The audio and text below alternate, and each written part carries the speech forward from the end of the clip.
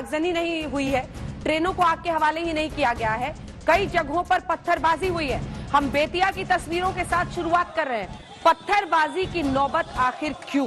बेतिया की तोड़फोड़ की ये तस्वीरें देखिए, आगजनी सड़कों पर, पुलिस वालों पर पत्थरबाजी, अलग अलग जगहों की ये तस्वीरें हैं। क्या विरोध दर्ज करने के लिए इस तरह से ये बेतिया के रेलवे ट्रैक पर आप देखिए, रेलवे ट्रैक पर क्या किया जा रहा है। वर्जिश कीजिए, क्योंकि ये सपना रहता है छोटे शहरों में, गांवों में युवाओं का, वो वर्जिश करते हैं, दौड़ लगाते हैं, ख्वाब होता है सेना में भर्ती होने का। लेकिन रेलवे ट्रैक पर ये सब करना गलत है, क्योंकि राष्ट्रीय संपत्ति के साथ। अब सिकंदराबाद की हम तस्वीरें आपको दिखा रहे हैं, क्योंकि सिर्फ मामला ट्रेनों को फूकने का नहीं है, मामला यहाँ तक है कि पत्थरबाजी हुई है, ट्रैक्स पर किस तरह से तोड़फोड़ की गई है। बिहार में आरा में कई जगहों पर दुकानें लूटी गई, दुकानों से सामान ही नहीं लूटा गया, पैसे निकाले गए और उसे फिर वहां पर लुटाया जा रहा था। ये दिल्ली में आईटीओ में जो विरोध हुआ है उसकी भी हम तस्वीरें आपको दिखा रहे हैं। यहाँ पर भी छात्रों ने विरोध किया है। गुरुग्राम की तस्वीरें हम आपको दिखा रहे हैं, गुरुग्राम में भी किस तरह का विरोध छात्रों का हुआ है। यहाँ पर विरोध हुआ है, कई जगहों पर उन्होंने नारेबाजी की है। शांतिपूर्वक तरीके से विरोध करना गलत नहीं है और ये लोकतंत्र में सबसे बड़ी ताकत है, लेकिन मथुरा हाईवे में अगर पत्थरबाजी की नौबत आती है तो ये सवाल पूछना लाजमी है कि पत्थर हाथ में नहीं होना चाहिए जब आप किसी आंदोलन का हिस्सा बन रहे हैं। ऐसा कई जगहों पर हुआ है। और ये भरतपुर में पथराव की तस्वीरें देखिए, आंसू गैस के गोले तक छोड़े गए। ये तस्वीर अच्छी नहीं है, क्योंकि जब आप विरोध कर रहे हैं, सरकार 21 से 23 साल उम्र बढ़ा रही है और भी तमाम चीजों पर हो रहा है, चर्चा हो रही है, तो उसमें बातचीत की गुंजाइश होनी चाहिए। बलिया की तस्वीरें देखिए, बलिया में क्या हंगामा मचा है। ये रेलवे स्टेशन, खास तौर पर बिहार में रेलवे स्टेशन को टारगेट किया गया, आखिर इसकी जरूरत क्या थी, ऐसी नौबत क्यों आई? ये तस्वीरें देखिए, आरा की तस्वीरें हैं। ये सड़क पर खुलेआम आगजनी, पथराव, उसके बाद उनका पीछा करती हुई पुलिस, ये सब कुछ क्यों भुगतना पड़ रहा है? कई जगहों से तस्वीरें आई, जिसमें बक्सर की भी तस्वीरें हम आपको दिखा रहे हैं। बच्चे जो स्कूल बस से वापस जा रहे थे, वो बस में बैठकर रो रहे, बिलख रहे, वो डर गए थे। ऐसी नौबत क्यों आखिर देश में आए?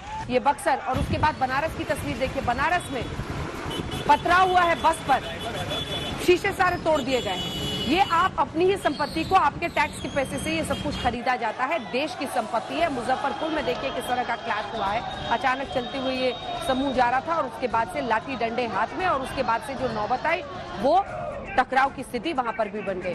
पलामू की तस्वीरें देखिए, ट्रेन यहां पर रोक दी, कई जगहों पर कई सारी ट्रेनें रद्द करनी पड़ी हैं, कई सारी ट्रेनें रद्द करनी पड़ी हैं, ट्रेन को रोक दिया गया है। कई जगहों की तस्वीरें हम एक साथ आपको दिखा रहे हैं। और अब मार्शल राणा, अगर आप जल्दी से जवाब दें उनकी बातों का, जो बहुत सारी बातें वो कह रहे थे, और उनका ये कहना था कि आपको आश्वासन लिखित में देना होगा, अगर आप चाहते हैं कि आक्रोश शांत हो तो आपको लिखित में आश्वासन देना होगा। देखिए अंजना, सबसे पहले तो मैं ये कहना चाहूँगा कि मैं बहुत ही शर्मिंदा हूँ कि हम आज ये देख रहे हैं अपने देश में सारा इंटरनेशनल मीडिया जो है आज आई एम श्योर ये सारी तस्वीरें कवर करके हमारे नेशनल कैरेक्टर पे एक सवाल उठा रहा होगा। तो ये सबसे बड़ा सवाल है। ये स्कीम को पहले तो हमें उस तरह से देखना ही नहीं चाहिए कि ये सिर्फ एक रोजगार की स्कीम है। ये स्कीम एक राष्ट्रीय निर्माण के लिए तैयार की गई, एक राष्ट्रीय एकता की तरफ एक बहुत बड़ा महत्वपूर्ण कदम इसे माना जा रहा था। लेकिन जो आज हम देख रहे हैं वो उसके बिल्कुल विपरीत है।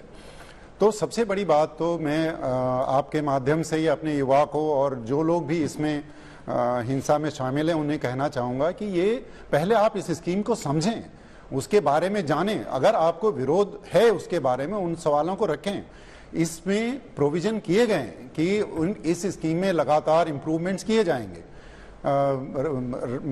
रक्षा मंत्री खुद इस बात के लिए रक्षा मंत्री को कैबिनेट में भी जाने की जरूरत नहीं है। अगर इसमें हमें कोई सुधार लाने हैं तो वो डायरेक्टली लिए जा सकते हैं। जैसे आपने देखा, इसको एक ही दिन में 21 से 23 साल किया गया। तो जो भी हमारा गुस्सा है, जो भी रोष है, जो भी हमारे विचार हैं, उनको हम रख सकते हैं। लेकिन इस तरह की जो हिंसा है, आपने जैसे अभी कवर किया सिकंदराबाद में और कम से कम 5000 लोग लगभग उस ट्रेन में थे, सबके जान माल की ऐसी स्थिति आ गई कि लोगों को वहां से जान बचा के भागना पड़ा सभी जगह। तो एक तो ये है कि आपको स्कीम समझ नहीं आई तो उसको समझना चाहिए। दूसरा, अगर सरकार की तरफ से अगर ऐसी कोई कमी रह गई है कि उसको स्कीम को और अच्छा इंप्रूव करना है, तो बेशक वो किए जाएंगे, उसमें सुधार की गुंजाइश है और सुधार किए जाएंगे। जहां तक सेना की तरफ से है कि ट्रेनिंग कैसे होगी, जो जनरल साहब ने जैसे मुद्दा रखा, तो वो भी मुद्दे हैं, लेकिन जैसे आर्मी चीफ ने भी कहा कि ये सारे मुद्दे देखे जाएंगे। ऐसा नहीं है कि हम उनको ट्रेन नहीं कर पाएंगे, हम उनको अच्छे से ट्रेनिंग करते हैं। सारी दुनिया में बहुत अच्छे अच्छे ऐसे मॉडल्स हैं जिनसे हमारा मॉडल कहीं ज़्यादा बेहतर है। अगर आप नेशनल कैरेक्टर की जैसे मैं बात कर रहा हूँ, सिंगापुर को आप ले लें, हम अक्सर उनका एग्जाम्पल देते हैं। वहाँ पे 2 साल के लिए नेशनल सर्विस मैंडेटरी है, उसके बाद वो कॉलेज जाता है, उसके बाद वो बाकी जगह जाता है। ऐसे ही चाइना में है, बाकी जगह पे। तो हमने सब जगह से अच्छे मुद्दे उठा के एक स्कीम बनाई है। उस स्कीम में अगर कोई खामियां हैं तो उनको आगे रखा जा सकता है, उनको इम्प्रूव किया जा सकता है। और जैसे ये बताया गया, उसके बाद आज की जो स्कीम है उसके हिसाब से भी 18, 21, 22 साल का नौजवान अगर 15-20 लाख रुपए हाथ में लेके आता है, ये बहुत बड़ी धनराशि। अगर आप सिर्फ उसको फाइनेंशियल के हिसाब से भी देखते हैं तो तब भी एक बहुत बड़ा ट्रांसफॉर्मेटिव स्कीम है। लेकिन मेरा अपना मानना है कि आप इसे सिर्फ रोजगार की वजह से ना देखें, इसे आप एक राष्ट्रीय निर्माण की दिशा में देखें, राष्ट्रीय एकता की दिशा में देखें, तो I think then we will be on track. Air marshal Bhatia, राष्ट्र निर्माण से वो इसे जोड़ रहे हैं, वो कह रहे हैं कि ये राष्ट्र निर्माण की तरफ एक कदम है। आपको ऐसा लगता है? देखिए, मुझे ये सबसे पहले हमको समझना चाहिए कि ये स्कीम किस तरह से और कैसे बनाई गई है। तो इसके 2 लक्ष्य हैं। एक तो लक्ष्य ये है कि वो चाहते हैं कि हमारा जो एज प्रोफाइल है वो थोड़ा कम होना चाहिए, ये समझ से कि जो अगर लोग जो नौजवान होते हैं जिनकी उम्र कम होती है, उनका जो कॉम्बैट कैपेबिलिटी है वो ज़्यादा होती है। दूसरी चीज़ ये है कि हम किसी तरह से अपना रेवेन्यू एक्सपेंडिचर कम करना चाहते हैं, जिसमें कि पेंशन वगैरह सब शामिल है। तो ये स्कीम इसलिए भी बनाई गई है कि हमारा जो पेंशन लाइबिलिटीज़ है वो कम हो सके। लेकिन मुझे ऐसा लगता है जब मैं स्कीम को देखता हूँ कि ये ना तो कॉन्स्क्रिप्शन है और ना ही ये रेगुलर या शॉर्ट सर्विस है, ये बड़ी हाइब्रिड स्कीम बन गई है। क्योंकि 4 साल पहले भी बोला गया है लोगों ने कि 4 साल जो अवधि है, ये लगता है, मुझे लगता है कि ये कम है इस स्कीम के लिए, इसको थोड़ा बढ़ाना चाहिए। एक चीज तो ये है। दूसरी चीज ये कहा गया है कि ये कितना करना चाहिए सर आप? मैं ये कहता हूं कि अगर इसको स्कीम को लाना चाहते हैं तो 6 या 7 साल ये होना चाहिए, और उसके बाद जो गारंटी होनी चाहिए लेटरल प्लेसमेंट की, जो हम कह रहे हैं कि लोग बाग तो पैरामिलिट्री बोल रहे हैं, पैरामिलिट्री हमारी सिर्फ 2 हैं, असम राइफल्स और Rashtriya rifles, CAPF। We are talking about CAPF। जो हमारी CAPF की है उनमें इनको एडजस्ट करना चाहिए। वो कब होगा? अब देखिए कि ये दोनों जो हैं 2 अलग अलग मिनिस्ट्रीज में हैं, दोनों के अपने अपने पुल्स हैं। वो नहीं चाहेंगे जो CAPF में है कि ये लोग आके उनकी नौकरियां लें। तो इसके लिए हमको एक सीमलेस ऑर्गेनाइजेशन बनाना पड़ेगा। हमको समझना चाहिए कि हमारा जो सिक्योरिटी रिस्पॉन्सिबिलिटी है वो चाहे बाहर से आए या अंदर से आए, वो हमारे जो आर्म फोर्सेस हैं उनकी रिस्पॉन्सिबिलिटी है।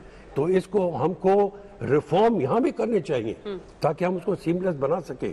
अगर वो बन जाएगा तो ऑटोमेटिकली ये जो प्रॉब्लम है वो नहीं आएगी। उससे ये होगा कि हमारे जो जवान, जो बेसिकली ये स्कीम मुझे लगता है कि बनाई गई है इन्फेंट्री बटालियंस के लिए, क्योंकि अगर आप देखें तो जब आप देखते हैं कि एयरफोर्स या नेवी में इसकी एप्लीकेबिलिटी, क्योंकि वो बड़ी टैक्स हेवी ये सर्विसेज है, उनके लिए कम रहेगा। इसीलिए मैं कह रहा हूँ कि कम से कम 7 साल होने चाहिए, और गारंटी होनी चाहिए कि ये दूसरे उसमें जा सके। और मैंने आपको बताया कि ये कैसे हो सकता है।